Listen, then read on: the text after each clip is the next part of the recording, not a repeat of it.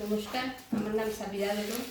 আমি সিআরপিএফি তাই 5 star group থেকে পিএমএফএমই মেশিনটা অ্যাপ্লাই করছিলাম দত্তপুর ব্যাংকে। তাই লোনটা স্যাংশন হয়েছে এবং এসআরএল তরফ থেকে মেশিনটা পেয়েছে। মেশিনটার নাম হলো রাজা 108 মিনি রাইস মিল। তারা আশা তো করছি অনেক কিছু ডেভেলপমেন্ট হবে। আর আজকে মেশিনটা ওপেনিং করবে এবং আমরা সবাই আশা করি অনেক ডেভেলপমেন্ট হবে। আর